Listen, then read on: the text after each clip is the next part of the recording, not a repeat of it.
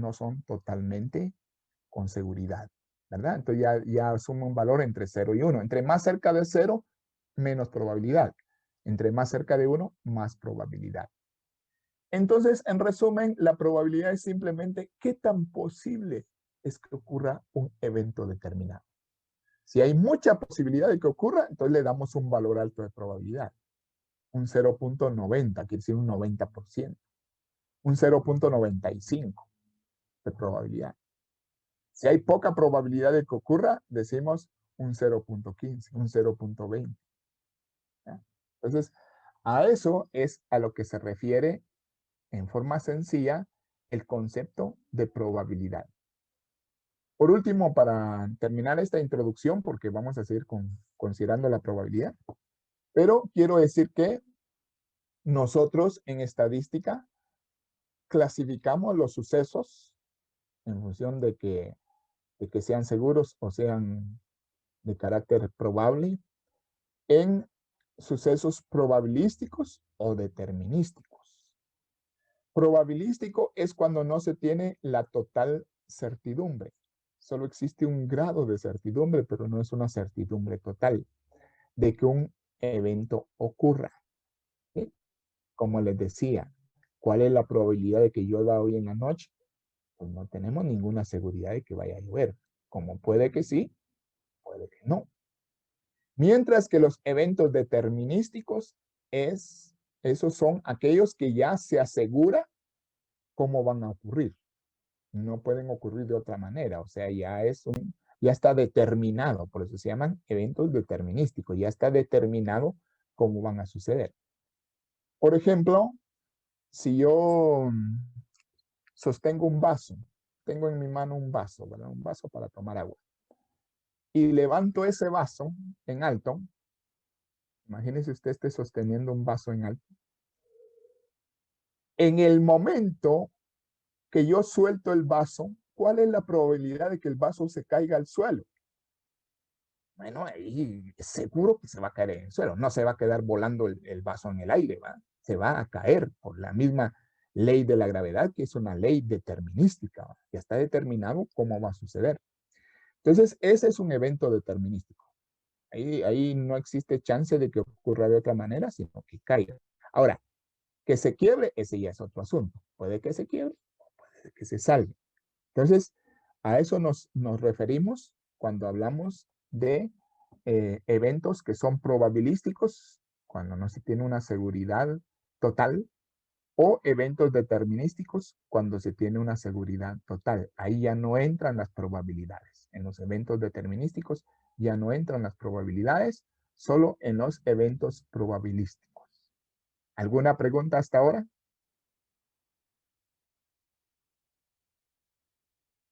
Bien, entonces de ahí es donde parte nuestra Ingeniero, idea de probabilidad. Sí, diga.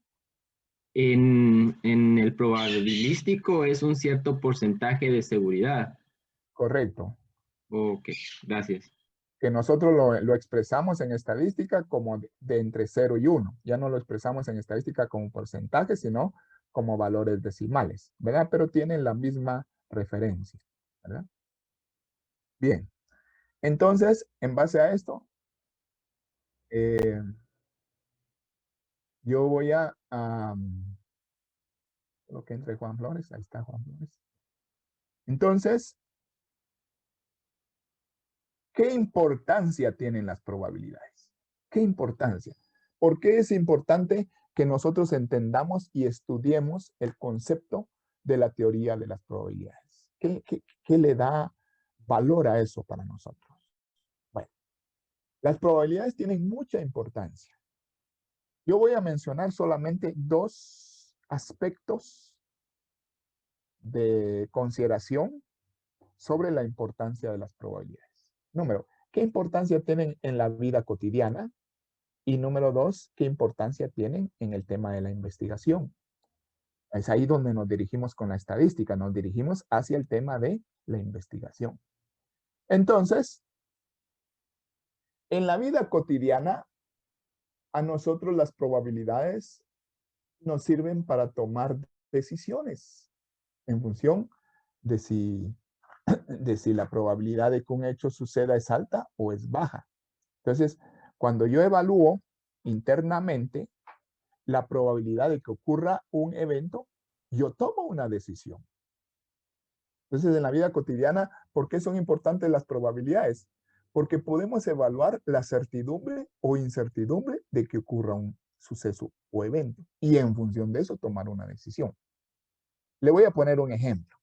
Bueno, yo necesito salir a hacer un trámite a la ciudad capital, no tengo vehículo, me voy a tener que ir en autobús y digo, bueno, voy a ir a la capital, allá tengo que dar una serie de vueltas, una serie de gestiones, y entonces, ¿qué tan probable es que vaya a llover? Y yo digo, como se ve el cielo allá por la capital, está oscuro, llevo paraguas. Llevo paraguas porque voy a andar a pie en la calle. Pero si yo digo, voy a ir a la capital y voy a hacer una serie de gestiones, pero está claro, está soleado, está caluroso el día, llevo paraguas. No, lo que va a pasar es que el paraguas me va a ir estorbando y más bulto, ¿va? Más carga para poder desplazarme. Entonces no llevo paraguas. Pero estoy tomando una decisión en función de las probabilidades, porque no estoy totalmente seguro de que vaya a llover o que no vaya a llover. Solamente juzgo la probabilidad y tomo una decisión. Ahí radica la importancia de las probabilidades en la vida cotidiana. En la investigación, que es el otro enfoque que le vamos a dar a la importancia de las probabilidades, en la investigación yo quiero decirle que la teoría de las probabilidades es la base de la inferencia estadística. Grábese eso. La teoría de las probabilidades es la base de la inferencia estadística. Si usted se recuerda, la inferencia estadística, lo vimos al principio del curso, consistía en hacer una generalización. O sea, a partir de una muestra, generalizar la información hacia toda una población. Y eso se usa mucho en la investigación. Entonces, en investigación hacemos inferencia. Y la base para hacer la inferencia de las probabilidades, porque uno se basa mucho en las probabilidades para poder concluir acerca de algo que no conoce totalmente, solamente una parte. Entonces, ahí está el valor, ahí está la importancia que tienen las probabilidades para la estadística. Repito, en la investigación, el tema de las probabilidades es base para la inferencia estadística. Y la inferencia estadística es base para la investigación. Entonces, ya van a ver ustedes cuando lleven investigación agrícola que muchas de las pruebas de investigación se basan en probabilidades. ¿Verdad? Por eso es que lo estamos viendo aquí. También cuando usted tenga que afrontar un puesto gerencial, un puesto de mando, cuando usted sea el gerente o el administrador de una empresa, usted tiene que tomar a veces decisiones cuando no conoce totalmente el campo. Solo tiene que basarse en la probabilidad de que los hechos ocurran, basado en su experiencia y su conocimiento. ¿Ah? Bueno, en el tema de clasificación de las probabilidades, nosotros vamos a clasificar las probabilidades en dos tipos únicamente, de manera que va a ser muy sencilla nuestra clasificación de qué tipos de probabilidades existen. Solo vamos a considerar, repito, dos tipos de probabilidades diferentes, que al final de cuentas, como usted se va a dar cuenta, van a resultar que aterrizan en una sola probabilidad, pero para su estudio nosotros las clasificamos en dos tipos.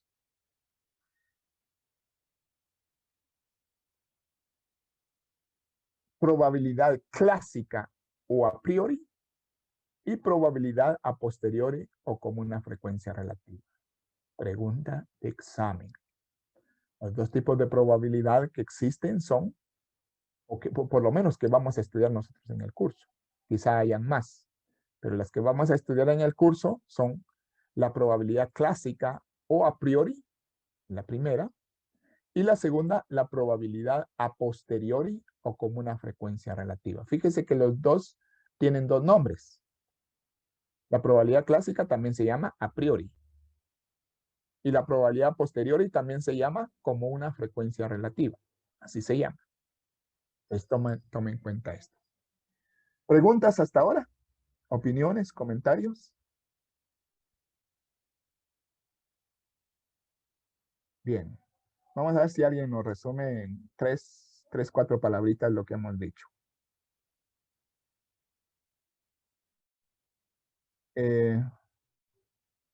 Vamos a ver.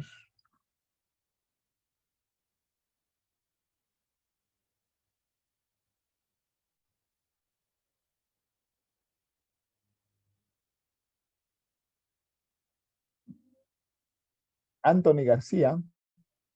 Ahí está de nuevo Anthony García. Dígame por qué son importantes el estudio de las probabilidades. Son importantes debido a que nos indican pues la probabilidad de que algún evento ocurra. ¿Y qué más?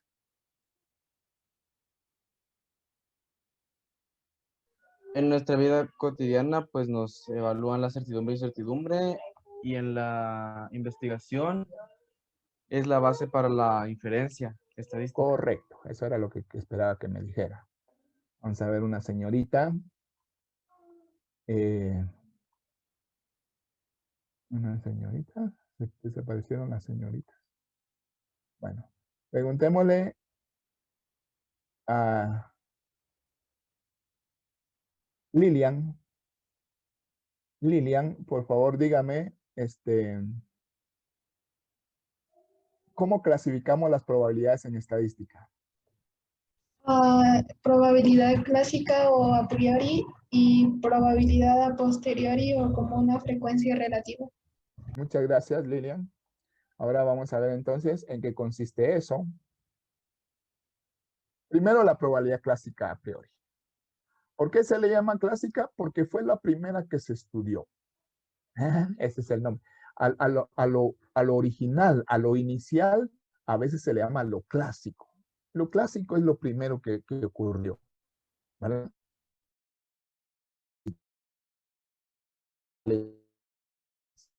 ¿Por qué se le llama a priori? Eso lo voy a narrar en la descripción de la diapositiva que viene más adelante, pero se los adelanto. ¿Por qué se llama a priori? A priori significa antes de. Eso significa a priori. Es una expresión latina que significa antes de. Entonces se le llama probabilidad a priori porque puede evaluarse o puede calcularse antes de tener datos numéricos del evento. Antes de que el evento ocurra, usted puede estimar la probabilidad clásica. Entonces, a priori significa antes de. Eso es lo interesante. Entonces, clásica se llama porque fue la primera que se estudió. A priori, o sea, se le dan esos dos nombres. A priori se le llama porque puede estimarse antes de observar el evento. Antes de que usted tenga resultados del evento, usted puede calcular esa probabilidad. Y resulta que algo interesante en este tema es que se inició el estudio de las probabilidades observando los juegos de azar. Y luego pues ya se aplicó a otros campos del conocimiento. Fíjese que es interesante que los juegos de azar, que casi no tienen nada de bueno, nos dejara algo bueno. Al final de cuentas nos dejó el tema del estudio de las probabilidades. Resulta que los juegos de azar, no sé si usted lo sabe, pero si no lo sabe, no lo sepa. Pero se lo voy a contar yo por razón de curso. ¿verdad? Los juegos de azar son juegos de suerte. Son juegos donde la suerte es la que se supone que interviene para determinar si uno gana o uno pierde. Entonces son juegos de suerte. Hay muchos juegos de azar. Usted no los conoce porque usted... Un problema que tienen los juegos de azar es que provocan vicio. ¿ah? Por eso a los jóvenes se les recomienda que no usen juegos de azar, porque se envicia. Tener un vicio es malo en cualquier nivel. Entonces resulta que los juegos de azar crean, ¿cómo se llama eso? Crean la necesidad de dependencia de esos juegos de azar. Como que si fuera una droga igual. Y son juegos de suerte. Pues no es para que lo sepa y se meta a eso, sino solo para el asunto de la clase yo le voy a referir a algunas cuestiones. Por ejemplo, entre los juegos de azar están los juegos de naipes o cartas. Usted no conoce las cartas porque usted no es un jugador de azar, ¿va? Pero las cartas, se juega el póker. Usted lo ha visto en películas nada más, nunca lo ha jugado, pero lo ha visto en las películas. En las películas usted mira que están jugando póker, ¿va? A ver cómo se jugará, pero ahí están todos entretenidos. Entonces, ese es un juego de azar, el juego de cartas. Otro es el juego de dados. Se lanzan los dados y se apuesta y entonces la idea de la gente es ganar, ¿va? Ganar mientras apuesta con los dados. El juego de la lotería es un juego de azar. El juego del bingo. ¿Alguien me podría decir otro juego de azar? No que ustedes lo jueguen, sino que los han visto en películas o algo así. ¿Alguien me dice otro juego de azar que haya escuchado? De la ficha, ingeniero. Bueno, la ficha, la perinola también, ¿verdad? En La algunos ruleta. pueblos, la ruleta. En algunos pueblos antiguamente jugaban la taba, ¿va? La taba, dice que era un como huesito que tiraban, ¿va? ¿Sí? Para ver si ganaban o perdían. Tragamonedas, dice Escobar, ¿va? En fin, son juegos en donde se supone que es la suerte la que determina, aunque a veces hacen trampitas también, ¿verdad? Pero se supone que es la suerte la que determina si usted gana o pierde. Pues resulta que a la gente, no a usted, sino a la gente es a gente que está en la calle ahorita, ¿va? Usted está en su casita bien ocupado. Pero hay gente que está en la calle y no porque tenga algo que hacer, sino que solo le gusta estar en la calle. Entonces, esa gente es la que le gusta los juegos de azar, no a usted, sino la gente que no recibe estadística. Le gustan los juegos de azar. ¿Por qué le gustan los juegos de azar? Porque le gusta ganar y quiere ganar. ¿Ah? Yo le decía a los muchachos el año pasado, yo nunca he escuchado que alguien diga, yo tengo 100 quetzales entre la bolsa, pero tengo unas grandes ganas de perderlos. Entonces voy a ir a jugar bingo. Tal vez tenga la suerte de perder los 100 quetzales en el bingo. No, la gente no piensa así. La gente dice, tengo 100 quetzales en la bolsa, voy a ir al bingo, de repente salgo con 500. Entonces ahí está la ambición de ganar fácil, ¿no? Entonces por eso le gusta a la gente los juegos de azar, porque siempre quiere ganar, pero lo que sucede es que casi siempre pierde. La mayoría de veces la gente que juega juegos de azar, han diseñado los juegos para que la mayoría pierden y gane la mesa, dicen, gane la empresa. Entonces, pero ahí están todos metidos, viendo en qué momento ganan en lo que pierden todo el pisto. Bueno, el punto es el siguiente. Como la gente quería ganar en los juegos de azar y observaba que casi siempre perdía, entonces empezó a preguntarse, ¿por qué es que casi siempre pierdo? ¿Por qué es que pocas veces tengo chances de ganar? Y empezaron a evaluar cómo se daba ese chance de ganar. Y ahí surge el tema de las probabilidades. ¿Qué probabilidad tenía de ganar en un juego de azar? Y es así como se va formando un modelo matemático que después nos sirvió, como dice la diapositiva, para aplicarlo a otros campos del conocimiento. Pero se inició porque la gente tenía necesidad de saber qué chance tenía de ganar. Y aunque se dio cuenta que tenía poco chance de ganar, siguió jugando de todas maneras, ¿verdad? Pero de todas maneras nos dejó ahí el tema de las probabilidades. Entonces, veamos un ejemplo tan sencillo. En 5 minutos termina la primera fase, pero entramos de inmediato a la segunda. Entonces, ejemplo número 1. Se lanza un dado no cargado. Y al hecho de lanzar un dado no cargado, calcular la probabilidad que se obtenga, inciso A, un 3, inciso B, un número impar. Como es un ejemplo tan sencillo, le voy a preguntar a ustedes antes de mostrarles la respuesta. Entonces, por favor, Kushun Winter tiene micrófono. Kushun Winter. Sí, ingeniero. Gracias, Kushun. Mire, yo le voy a preguntar una cosa. ¿Usted sabe qué es un dado no cargado? No, ingeniero.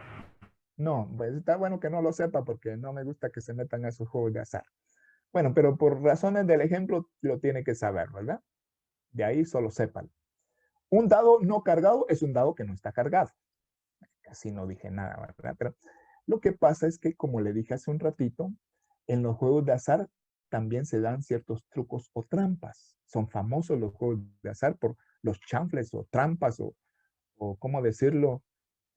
Falsedades que se dan en los juegos de azar. Entonces, un truco muy común en los juegos de los dados es que ponen un lado más pesado, hacen un dado que no sea así equilibrado, ¿va? Sino que pese más un lado que los otros.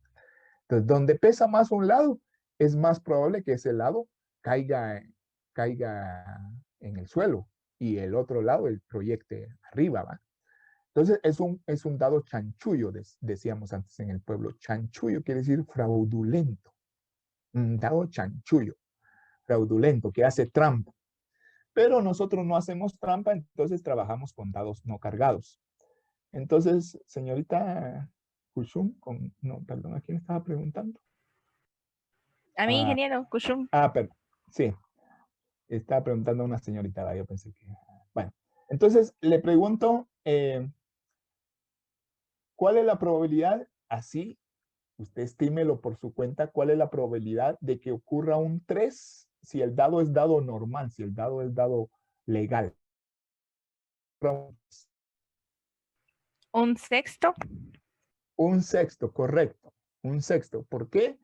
Porque el dado tiene 6 posibilidades de que ocurra un resultado. Tiene 6 caras. ¿Cuántas caras tiene un dado? 6. ¿Y cuántas aristas? Eso se lo dejo que usted lo investigue, cuántas aristas. Pero tiene 6 caras. Y una de las 6 caras es un 3. Entonces decimos que es 1 de 6. Un sexto. ¿Ve? Ahora le pregunto sí, a un joven. Le está preguntando a una señorita, ahora a un joven, perdón. Le voy a preguntar a Freddy Camposeco. ¿Cuál sería la probabilidad de que ocurra un número impar al momento de lanzar un dado?